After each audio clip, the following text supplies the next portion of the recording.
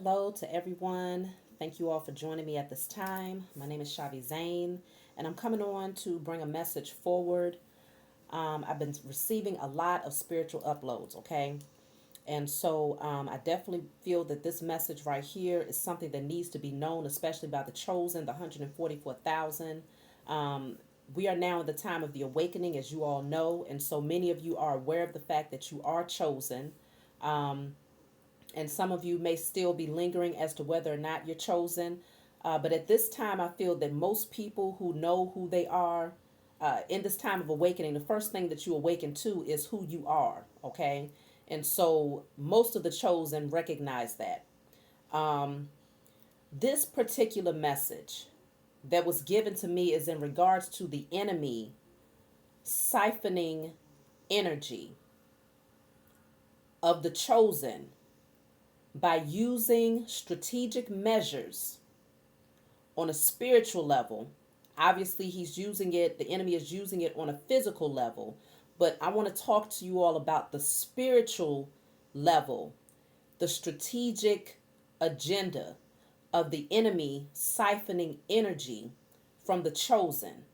So it was so many different things that was coming in to me that I had to really try to break this down in a way where I can present it to you all and you'll be able to take this in and utilize it to strengthen and empower you. So I'm just gonna work with it. However, the message comes through, I'm gonna give it to you all. So please bear with me because it's a lot of information. First, I want to start off by saying that in terms of siphoning energy, one experiment that I remember in school was where they showed how potential energy works. Okay, now potential energy potential energy is I don't know why I didn't even put down this particular definition. Let me give y'all the specific definition of potential energy so that I don't butcher it. Okay, um, but this is what is used in order to do this particular experiment that I remember in school. Okay, potential energy is the energy held by an object because of its position relative to other objects, stresses within itself, its electric charge, or other factors. And so the example that was given here was of, I'm not very well skilled when it comes to this thing of, whatever. I'm just going to use my phone here. But the example that is given is this car that is driving upwards. This car right here, it contains the energy. It needs the energy to go uphill, okay? So it's going uphill. This car up here contains the potential energy. This car that's going downhill is releasing the energy. So this car possesses the energy. Once it gets up to the top, this is the potential energy that it has gathered as it went uphill. And then as it goes downhill, the energy is being released, okay? And so it doesn't take as much energy to go downhill as it does to go uphill. And that's why you need more energy than when you get to the top.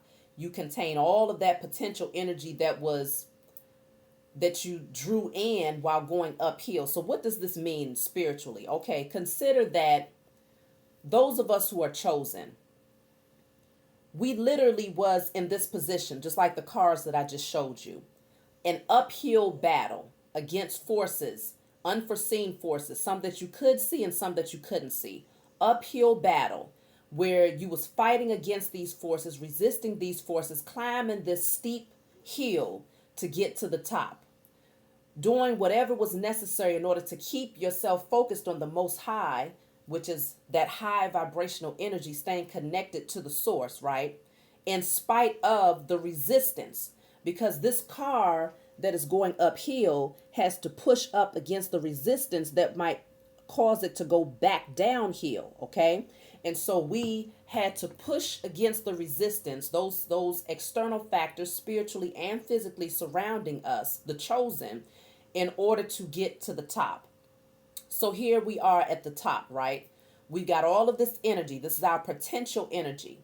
This potential energy is what gives us the driving force to determine which direction we'll go. What are we going to do with that potential energy being at the top? Okay.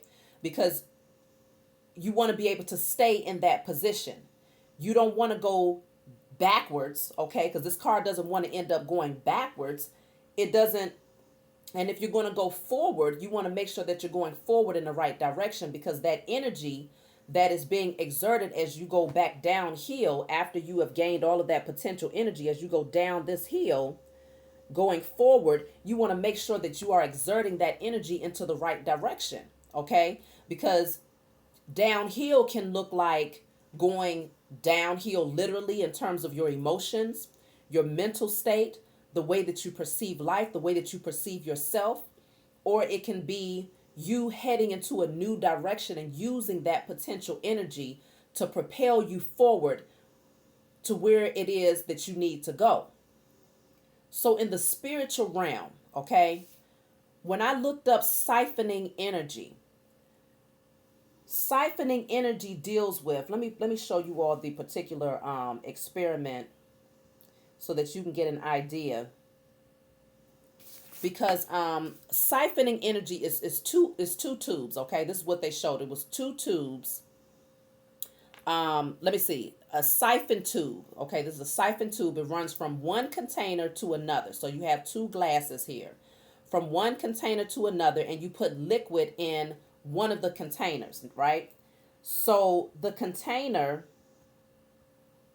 that actually holds the liquid is the one that is placed higher. Okay, so the container that is placed up on top of something, they sit it on top of something higher, and then you have the other container that has to sit on a lower surface. So you have one that's sitting on a higher surface and another container that's sitting on a lower surface. And the one that's higher contains the liquid. The one that's lower is empty. But in between these two is a siphon tube. So they might use some sort of tube or like a straw or something like that. And it's going to have, be placed in this part of, the tube, the container that's sitting lower, and the other part of the tube is going to be placed into the container that's sitting higher, but inside of the liquid, right? So spiritually, water means emotions. So let's just consider this. The enemy who naturally sits lower, because the enemy is low vibrational in its energy naturally, right? Has been able to obtain power through siphoning the energy of those of us who naturally sit higher in the spiritual realm. We contain the spiritual gifts. We contain the wisdom. We contain the knowledge, the understanding. We contain the soul. We contain the direct connection to the source, the Most High, right? So we sit higher in the spiritual realm. The enemy has been able to create in the spiritual realm a tactic to drain the chosen of our gifts and our energy. This was a strong tactic that was used before the awakening. So let's see. When we talk about this, I'm trying to find a good example in terms of photos here. This is good. So we are seeing here, this is an example of siphoning, a siphoning tube, and it's taking this container sits higher. This tube was empty, but is actually receiving the liquid from the container that sits higher. And so to explain this, the only way that the container that is sitting lower can receive the liquids from the container that sits higher is if the tube already contains, this tube has to already have liquid in it in order for this experiment to work. And so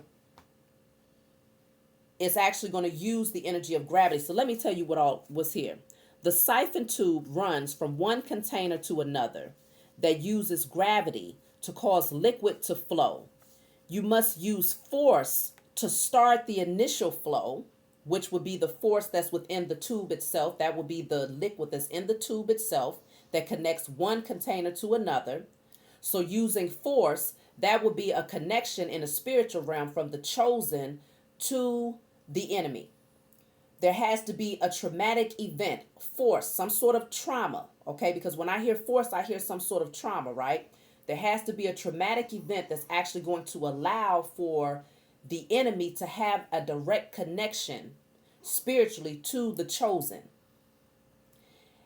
From there, you must use force to start the initial flow, but after that, the gravity then begins to take over. And so after this trauma, this force is used, then from that point on, gravity takes care of the rest. And so there's no force, no excessive force that's needed from that point on until eventually this tube, this container which sits higher, which would represent the chosen, is completely drained, and the enemy which sits lower is now, its cup is filled up with that same liquid or that same energy that the chosen possessed. Now keep in mind that when I showed you the example of the cars, that potential energy is what they are siphoning, because we did all of that work to overcome traumatic events, to heal and to gain victory, to finally be at the top, okay, of that hill that we've been climbing since the time that we came here for lifetimes, okay, because this is a generational thing that has happened here. And then once we get to the top, the agenda of the enemy has been to take that same potential energy, and rather than us being able to use that potential energy to propel us forward, the enemy steals that potential energy, because again, you have to be above this container, has to sit above this one in order for this experiment to actually work, in order for the siphoning to actually take place. And so we get above, we sit higher. This is all of the potential energy that we have gained. The enemy has to have an umbilical cord to us. And so in this tube is already water, because it needs the gravity in order for it to siphon the energy from one tube to the other. So in order to take our energy, it needs to have some sort of emotional connection, because again, water stands for emotions. And so it's that energy of finessing the chosen. That's what the enemy did. And you see that as being a pattern for these people who are in so-called authority, right? They come in, they pretend that they have good intentions. Prime example would be here on this land with the Native Indians.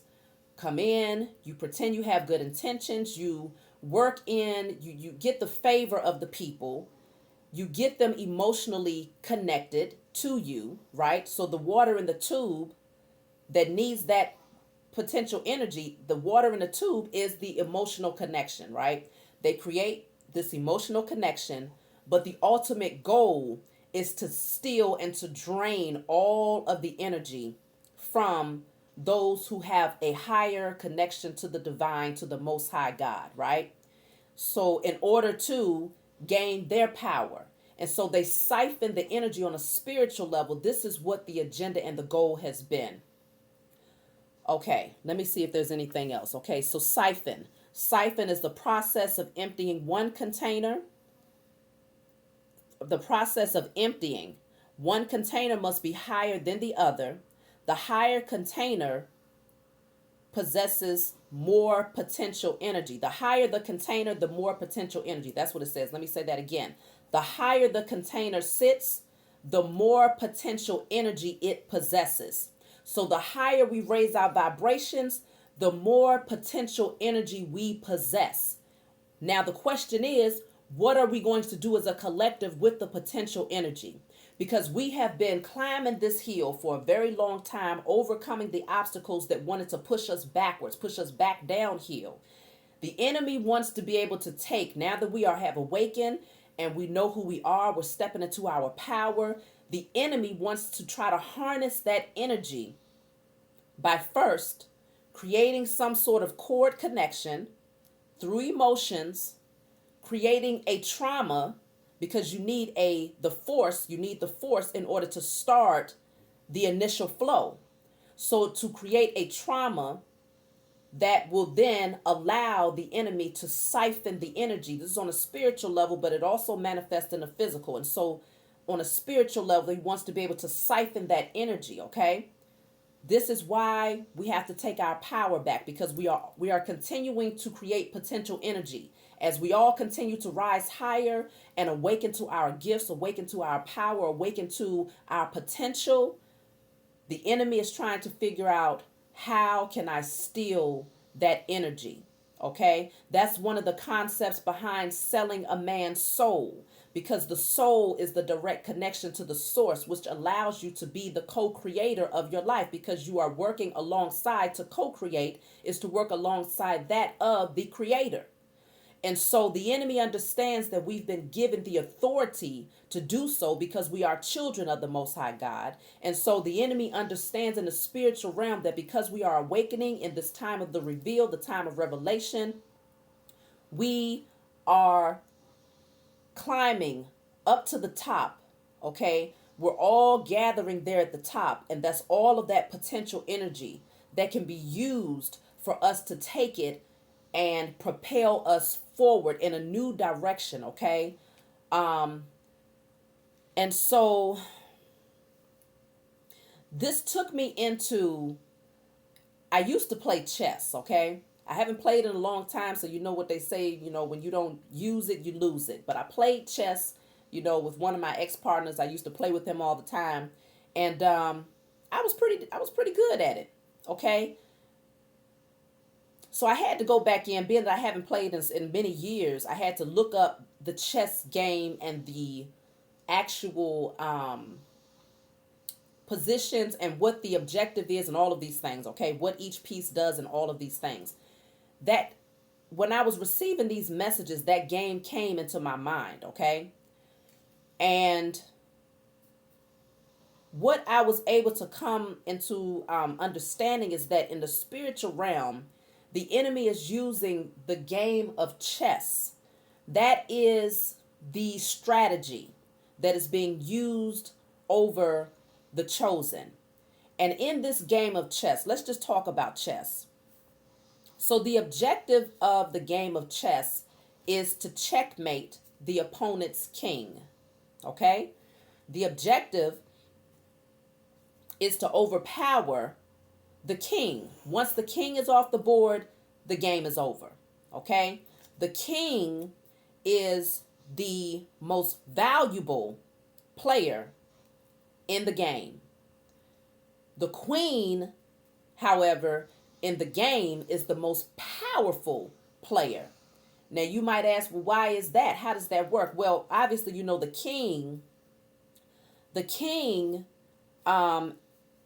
is the one who's going to be over the empire, right? The king, every kingdom has a king, okay?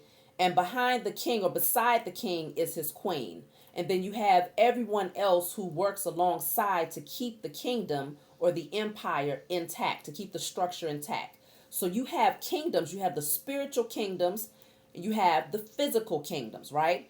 And so we're talking about the spiritual aspect of the enemy's strategy. Using the chess game, okay? The king is the slower moving piece, okay? The king can only go forward or to each side, okay? It's not so many moves that the king can make by itself. The king is a very slow moving piece on the board. However, the queen embodies the energy of the bishop plus the rook.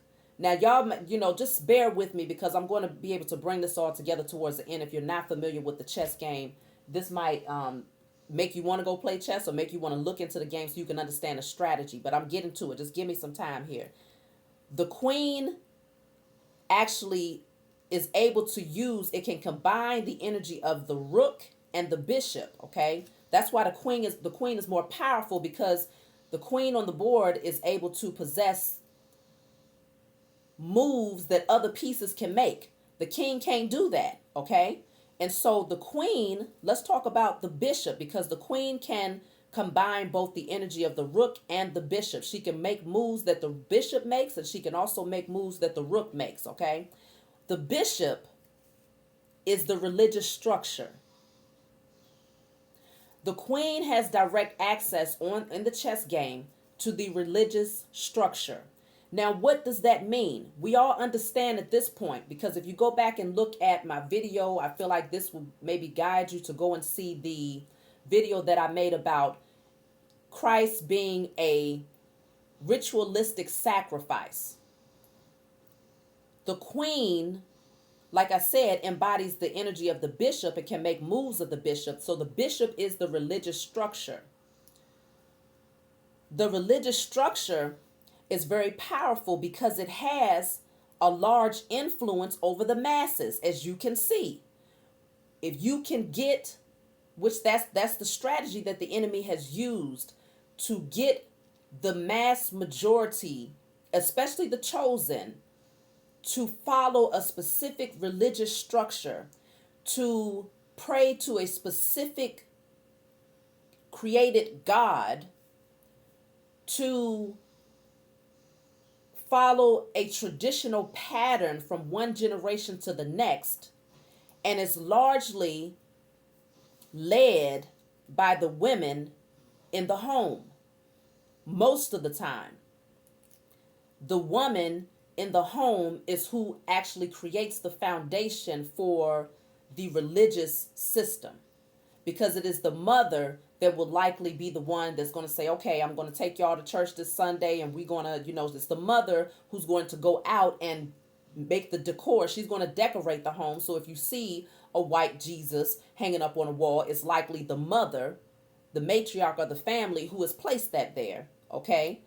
The mother, the feminine energy, is the one who will pray and use that as a healing mechanism to maybe heal her family, or to pray over her family in hopes that it's going to resolve whatever trauma they have been dealing with. And so the woman of the family, the mother, is going to be the one that embodies that energy of whatever the religious structure is, the dominant religious structure is that's in place in history at that time, okay? The king, the man of the home, may be more resistant. That's why you find that most churches, most of the members that are there are women, okay? Because the feminine energy is more connected spiritually, okay? Because water, when we talk about water, I told you water stands for emotions. The feminine energy is actually that, has that, because we have more water. Just think about it. The female actually is comprised of more water physically. And so emotionally, we have a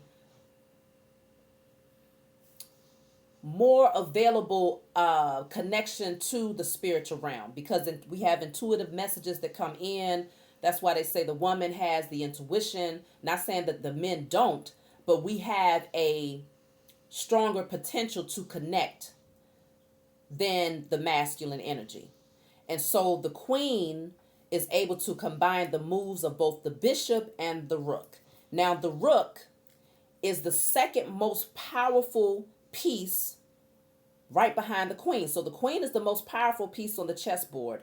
The rook is the second most powerful, right behind the queen. Okay? Now, the rook, aka the chariot, which the chariot actually stands for that potential energy, okay? The chariot is almost like the car, right? Because that's what the chariot was known for. It would be like a horse and buggy that would carry people where they needed to go. So the chariot is the potential energy that's going to carry the kingdom in the direction that it needs to go. And so the queen possesses the potential energy as well as the religious or the spiritual connection. This is why the queen is so essential when it comes to the enemy. The feminine energy is so essential to, it's an essential part of the enemy's agenda to overtake the queen, the feminine energies of families, in order to, if the enemy can overcome the queen and keep the queen or the feminine energy bound to a religious structure that goes in opposition to her nature, or keep her bound to a potential, a specific direction of movement or a focus, okay? Because that potential energy is the movement that takes you in the direction that you need to go. So the enemy knows that the queen possesses the ability to have the potential energy as the rook, as well as the religious, spiritual connection as the bishop. And this is why in chess, the queen is the most powerful piece on the board. And so the woman is used largely and manipulated largely by the enemy because of her emotions. And because her emotions is largely what tends to drive, to be the driving force of the feminine energy. Not saying that that's a bad thing, but it can be used to your disadvantage when you don't understand how to direct that potential energy as a queen, a goddess, a feminine energy within your kingdom. Okay? And so this is why when the enemy comes in, the objective is to take out the king, because once the king is taken out, then what do? They make the females, the women, the concubines, and they rape the women. They give them their particular structure, their religious structure, their political structure, and that's how they overtake the kingdom. Take out the king, then you can control and manipulate the queen. And the queen, because the queen has that direct connection to the chosen queens. Now, we're talking about the chosen feminine energies have that direct connection to the Most High where we receive these messages. It makes it even that much more powerful in the spiritual realm for the enemy, because in order to siphon the energy, let's get back to siphoning the energy, the enemy really wants to siphon the energy of the feminine chosen, those who are feminine chosen seeds, because we possess that divine connection. And so to overtake the feminine energy, first of all, to take out the king, to remove the protective structure or the most valuable of the kingdom, which is the king. That's why it's called kingdom. The most valuable is the king. To first overtake the king by using fear tactics, because the king, this is how they use fear tactics for the king. The king can only move, it only has but so many places that it can go on the chessboard. So the king can go forward, backward, left to right, if I'm not mistaken here. But the king can't jump like the chariot can, because the chariot will come in and the chariot can actually jump places, okay? Because it has that horse to get up and go. So that the chariot is the rook, right? Yes, the chariot is the rook. And no, hold on. I'm sorry, y'all. Hold on. We didn't talk about the knight. So wait a minute. The chariot is not the one that can jump. The knight is the one that can jump, okay? So we'll talk about the knight in a minute. So the king can only move but so many places, and so he's the slowest moving player on the board. Mainly because I think the enemy sees the king as not having that direct divine connection, even though it is definitely very much so present for the chosen masculines. Absolutely. But the feminine energy, I feel, receives more of the intuitive messages that kind of can give the king guidance on, like in the background, because they say behind every man is a strong woman. Behind every powerful man is a powerful woman. And so the queen's position in the kingdom is to give guidance. And when those messages come through, she's able to direct and guide and give maybe warning or healing or instruction to the king, who then takes his wisdom, matches it and pairs it with that of his queen, and gives directive based on that knowledge, okay? So the enemy is after the masculine. Once you reach that potential energy, you've gone through all of these things, you've overcome all of these traumas, you've raised your vibrations, you know who you are, you're standing in your power.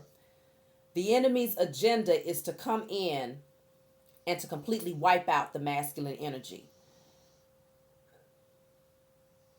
This is why when we spoke about in scripture, when the king at that time that was after Christ, Yeshua, killed all of the male babies, okay, from ages 2 and under, used his authority to go and kill all of the male babies because the masculine, it was anticipated that a Messiah would be born through the lineage of the Israelites, okay? And Yeshua was ultimately that, okay? But Yeshua was one of many ascended masters. He was potentially the most powerful that we know of within this part of history, okay? But there are many ascended masters because, again, Yeshua reminded us, greater works than me shall ye do. So he was telling the Israelites, he was telling his fellow brothers and sisters, that there would come from my wisdom, or from Christ's consciousness, there would awaken many who would do greater works than me. And so we are here. Christ's consciousness has awakened. And so in the background, the unseen, in the spiritual realm, the enemy wants to be able to siphon the energy, to zap all of that potential energy that you have been able to create to get to the top from you through traumatic events. Because remember, you cannot siphon the energy until you have a trauma first. So then it led me to, I don't want to be all over the place. I want to finish talking about, let me just finish that sentence real quick, because I want to get back to the chess so we can finish talking about the game here. Trauma, right? Trauma is usually a traumatic event. It can happen on an individual scale, or it can happen globally, okay, on a mass scale. A deeply disturbing experience is what a trauma is. In the physical, it could be a rupture or a blunt force, which is what we was talking about in terms of beginning the process to siphon energy. You must first have force to start the initial flow of siphoning the energy from one thing that sits higher to something that sits lower. And so the enemy now knows that we're moving towards our potential energy of being at the top. And so it's up to us at this point to determine which direction, how we're going to use all of that power that we have within us and behind us to propel us towards creating the kingdom. Okay?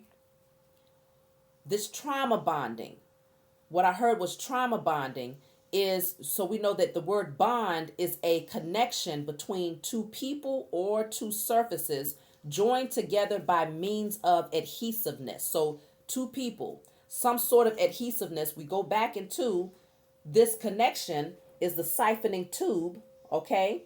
That's the enemy's connection. The enemy sits low, we sit high, full of all of this wisdom here.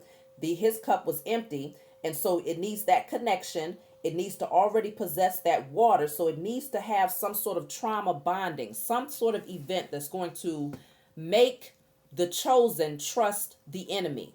So this is where I feel this is what's coming here, because the enemy knows that we are creating the kingdom first within ourselves, and then ultimately we come together as a group consciousness near and far across all four corners of the earth, no matter where we're at, as a group consciousness in the spiritual realm. We create the kingdom there first, and then it manifests in the physical.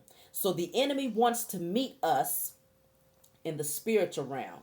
He wants to direct our potential energy and determine that potential energy takes us downhill, but in the direction that the enemy wants us to go in, not in the direction that we are being guided to go in, but in the direction that actually benefits the enemy. Okay. And so this is where we have to come together in our potential energy. We have to now know what to do with this. We have to know how to direct our path to create the kingdom, because this is where the enemy wants to come in to drain that potential energy in order to gain its power and its strength. Okay? And so trauma bonding is one of the methods that is used in the spiritual realm. So how can you trauma bond in the spiritual realm?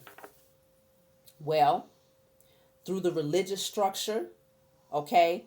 If the enemy can somehow get you to have some sort of, because I told you all, the enemy is using black magic, the enemy is using spell work, the enemy is using everything possible in the spiritual realm, okay?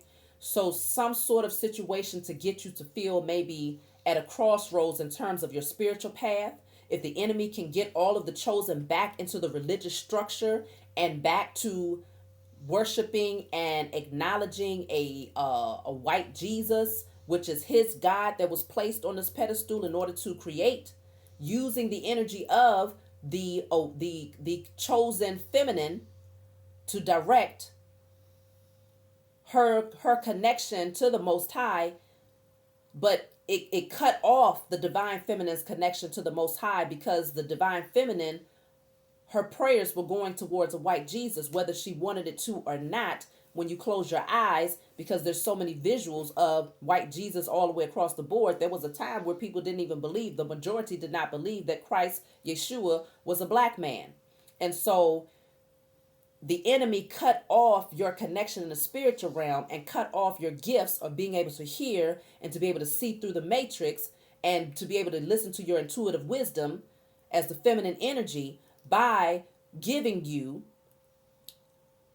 its religious structure, its false illusion of God.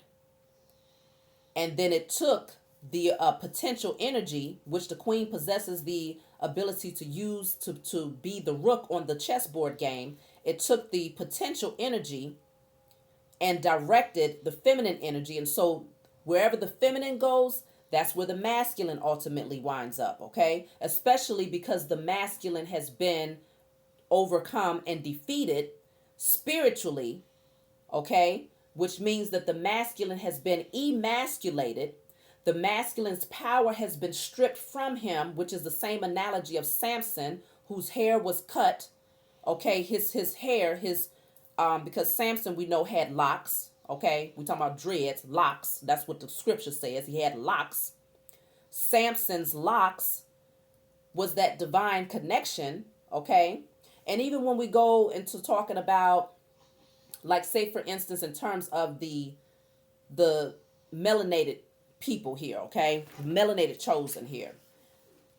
We have coiled hair. Our coiled hair grows against gravity. And coiled hair, it grows out just like the tree limbs do, okay? To reach for the sun, to reach for the light. And so it's like antennas that we have. This is why they wanted to push perming our hair, straightening our hair, chemically processing our hair, so that we don't have that divine connection, okay? Because the hair is coils, antennas that gives us this divine connection to everything that exists, okay? And so it's that energy of, for the masculine, the king, stealing the power from the masculine, making him more feminine in his energy through the Jezebel spirit, largely, because that's one of the ways that the enemy has been able to manipulate in the spiritual realm, is through the Jezebel spirit.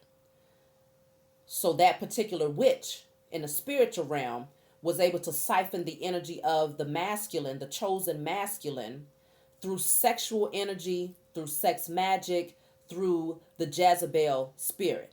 Okay? Okay? Emasculating him, taking his power away.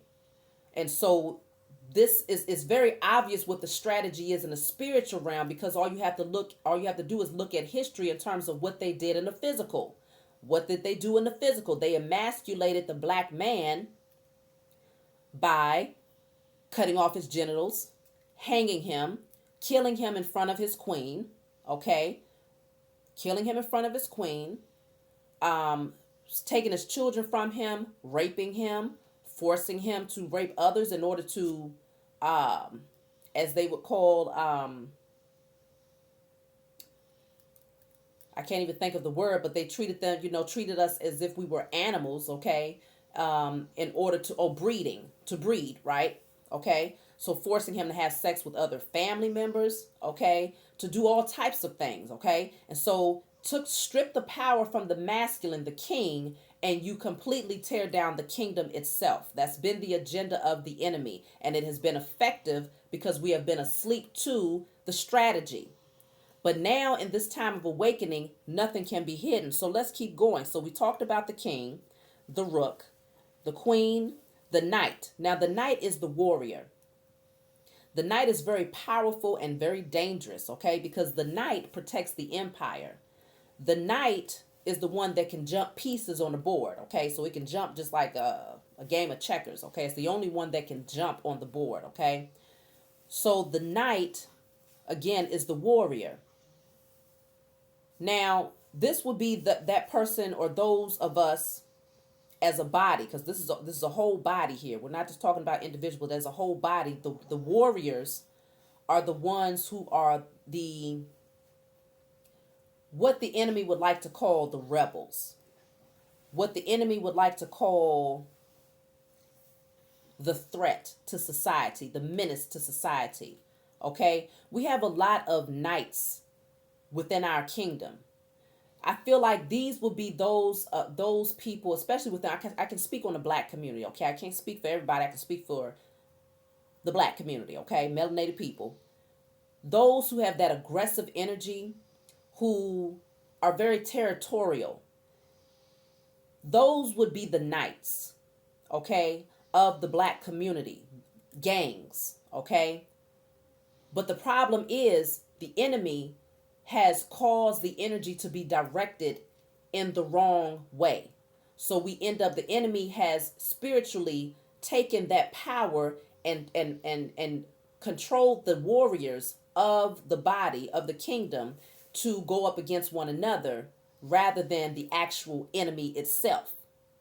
That's how they manipulate in the spiritual realm, like, puppet masters, okay? But because we can't see that, because largely the intuitive wisdom was zapped right out. Why? Because the queen of the kingdom, which is the feminine energy, no longer has been able to receive, or at that time was not able to receive the spiritual messages that said, no, I have to heal myself so that I can begin to heal the kingdom and awaken my king again, to heal my king, because the queens, the feminine energy, possesses the healing energy.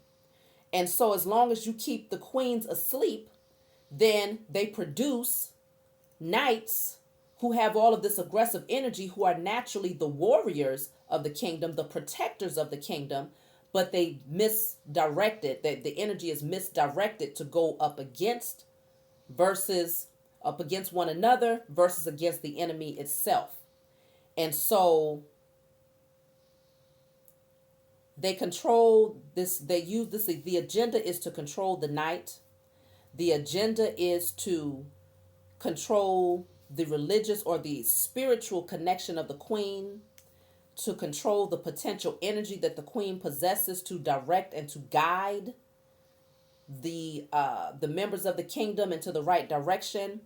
The enemy's agenda has been to overcome the masculine energy and to completely wipe out, because again, the entire objective of the chess game, you win once you actually checkmate, once you actually remove and get the king off the board. And so the last one, let me see. We already spoke of the bishop. The bishop represents the church, and the bishop is always close by the king and the queen. So the bishop is the third most the third most powerful piece on the board because of the religious influence. The bishop is the one that possesses the religious influence. And when I look back, a lot of these cards that I have here, it talks about the Hierophant, it talks about the knights, it talks about the chariot. Okay, you have the chariot card. All of this was placed here. Everything was happening right up underneath our noses. But because the religious structure said, don't go seeking, you must stay within this box. You must stay within the confounds of what we are telling you is right. Because otherwise, if you don't, you're going to go to hell. You're going to be ostracized by your family. You're going to be told that you are a devil and that you're a devil worshiper and that you are a witch and that you are this and that and the third. When in fact, these were key pieces to show you the strategy of the enemy in the spiritual realm. Because in the physical, the eyes, okay, when it comes to being able to have spiritual insight, you cannot see and understand what's happening in the spiritual realm when you are completely disconnected from the spiritual aspect of yourself. The spiritual aspect of you is completely asleep, or is being directed towards a God that is an illusion, that is meant to be a stumbling block to keep you from the true connection to the Most High. You cannot awaken to what's happening around you in the spiritual realm if you are disconnected from the spiritual aspect of yourself. So what happens is, while we're able to see, okay, this government is not right. Okay, racism is not right. Okay, slavery was not right. Okay, well, them trying to overcome and tell us, and mandating us to do XYZ is not right. But you can only see it from the surface. You can see all of these things that's not right. There was a time where people couldn't even see that part, though. That's how asleep we were up underneath the spell and the dark magic of the enemy, up underneath the illusion. But now, over time, as people begin to awaken out of sleep, you still got that crust on your eyes and you're still trying to get that blurry vision so that you can see straight. Now people are starting to see, okay, the first part of the illusion is to awaken to all of those things around you in the physical realm that just ain't right. But then as you continue to awaken and reconnect with who you are on a spiritual aspect, then your spiritual eyes open. And then it's like, oh my goodness, I see how this has played out in terms of how it's spiritually affected us as a whole, as group consciousness, and how the enemy has been able to infiltrate and to overtake and to gain power over the masses using the strategic plan in the spiritual realm of playing chess over your lives. Okay? And so now that we know, okay, because we have to speak on the pawns, right? So the pawn is the last piece. The pawn is also known as the peasant, the foot soldier. The pawn is dispensable, okay? So who would the pawns be? The pawns would be those people who, when you speak of separating the wheat from the tare, the pawns would be those people who were strategically placed around you, surrounding the chosen. That could be your family, your friends, your lovers, your co-workers, business partners, religious structures, governmental structures. But it's on a smaller scale, because the pawns is representation of the peasants and the foot soldiers. So the wheat, separating the wheat from the tare, these are the ones who will never awaken. These are the ones who create contracts in the spiritual realm to stay in that low vibrational energy. And they're here to do the work of the enemy. And so the chosen end up finding themselves surrounded by many pawns who are being used. I don't even know if they know it in the physical, their understanding, are being used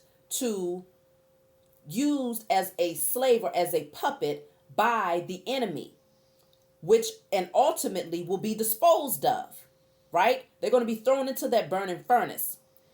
Ultimately, they're going to be disposed of, but they are being used because they decide not to heal. They decide to stay in that low vibrational energy. These are the ones that ostracized you. These are the ones that made you feel like the black sheep. These are the ones that told you was different. These are the ones that put you down all your life, or that created stumbling blocks in your life. These are the ones who literally put dark magic over you. Okay? Used as pawns to siphon your energy or to create obstacles towards the chosen, because it always has to be someone who is close to you that's able to get direct access to your energy. And then the enemy is laughing at these fools, these pawns, because ultimately they're going to be disposed of because they're seen as peasants and they're foot soldiers. The enemy uses them, manipulates them. They are walking zombies, and so they go right along with the agenda, okay? and they are jealous, they are hateful, they are spiteful, they do all of these things to create stumbling blocks for the chosen. And so the goal is to lower the energy of the chosen so that the enemy can ultimately siphon that energy. Okay? So the pawn is the one that is dispensable, that will ultimately be cast out. They did their job, right? But the pawn, while they thought that they was actually bringing you down, chosen, those people that was surrounding you, friends, family, like I just mentioned, whoever these people are that you had to walk away from, because you begin to awaken to the spiritual nature of these people. You begin to see past the veil and to see the spiritual nature of these people using your discernment. You cut them off. They were the ones that was actually giving you the fuel that you needed to get up this hill, to climb up this hill. So now we all possess this potential energy. What are we going to do with it? The question is, what are we going to do with it? Okay? Let me just pull real quick to see where this potential energy is going. And then I'm going to close out because I feel like that's the message, y'all. This is going to lead me into doing another message, which I'm going to be talking about how to awaken your spiritual gifts. Okay? But now we have to come together collectively to determine. We can no longer sit back and use our power and our strength to manifest material wealth, love, a good job. I want to manifest. No, we have to use our potential energy as a collective, as a group consciousness, as Christ consciousness to create the kingdom. That is what we have been put here to do. So the feminine energy can be in the energy of healing the kingdom, healing our kings, healing our warriors, okay? Healing all of those who are a part of our kingdom, okay? Healing our bishops, those who are here to bring the messages forward, the spiritual messages forward, healing our queen, healing ourselves first. And the kings have to be stepping into their power, taking back control, establishing their authority, knowing who they are, stepping into their strength, and putting the energy out there that all other kings are now cohesively coming together to create a solid foundation, becoming the protector, the provider, the leader, okay? This is what the king should be doing. And so our potential energy, where is our potential energy right now? This is what we need to know as a collective, as the chosen. Where is our potential energy right now? Because remember, this is what the enemy wants to try to steal. And so the enemy will try to create stumbling blocks using those pawns that's surrounding you to zap out your potential energy, siphoning the energy of the collective, not just of individual people, but of the collective, okay? Because we all work in unison. So look at this. The potential energy that we're in right now, our kings, we're stepping into our power, taking back our authority. So this is not just the kings. This is the masculine energy. The emperor is the masculine energy. The women and the men both possess masculine energy. So that means that the women should be taking our power back, stepping into our authority, establishing our freedom in the spiritual realm, coming out of this energy of grieving. So now that potential energy, remember I told you going uphill, all of them tears that you had to cry as you continue to run that race up that hill. Now we're at the top. We're sitting on our throne. We've released this grieving energy. This is where we're moving to if you're not there yet. We're releasing this and getting our power back, okay? And so I strongly suggest that with this potential energy that we all come together and light candles, writing on the candles with a Sharpie, I create power, authority, strength, wisdom, knowledge, understanding. I create freedom in spirit and in flesh, in sleep and awakened state across all timelines, realms, and dimensions, known and unknown. Now, I know that seems like a lot, but you can figure out a way to write tiny and get it up on that candle. If you have to get you a long pillar candle from the dollar store, do that. Write that on there because, see, when we establish our authority, remember the enemy's agenda, the strategy is to create the stumbling block in the spiritual realm first. because the enemy understands that we have awakened to our power. We know who we are and we possess that potential energy. And so he wants to zap it right up out of us. Okay.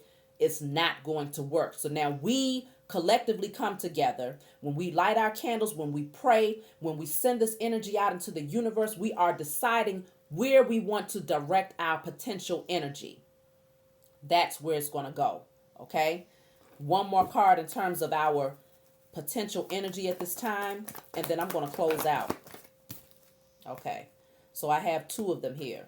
So we have the Nine of Swords here, and then we have the Knight of Cups. So in our potential energy, this is the same type of concept. Moving out of this energy of grieving and moving into this energy of love, okay, and emotional balance. Getting up out of the bed, getting up out of sleep, waking up out of sleep, coming out of this energy of depression and taking action as the knight. Remember, I told you all, this says the Knight of Cups. The chess game, one of the pieces on the chess game is the warrior. The knight is the warrior. The knight is powerful and dangerous, and the knight also protects the empire.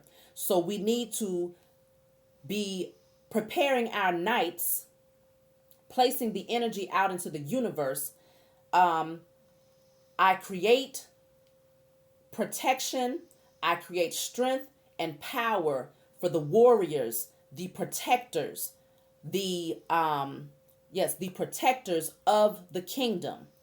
I create strength, I create freedom, I create healing, okay, for the protectors of the kingdom. So we have to heal the hearts of the knights. Okay, because we have knights out here, we have our warriors out here who are hurting, who are in pain. And so in that energy, I told you the enemy manipulated in a spiritual realm so that the warriors, our protectors, go against each other and create havoc for one another rather than directing that energy towards the enemy itself. And so we now send healing energy out for our protectors, our warriors of the kingdom, so that now we know we are directing our potential energy the way that it's supposed to go, the way that we are being called to direct it versus the way that the enemy wants to try and control it. So that's what I got for you all. I love you. If you want a private reading from me, you know you can always email me. Thank you all for the donations. Y'all have been so generous to me. I just want to tell y'all thank you and I love you for that. Okay. And the likes, the subscribes, the messages that you all leave me, I'm always humbled. Okay. Always humbled. And so this is why I'm going to continue to stand in my purpose and stand strong. It's not about the numbers. It's all about the influence. Am I empowering you? Are you awakening? Are you stepping into your strength? Because we have to do this together. So I love you all, and I'll talk to you all next time.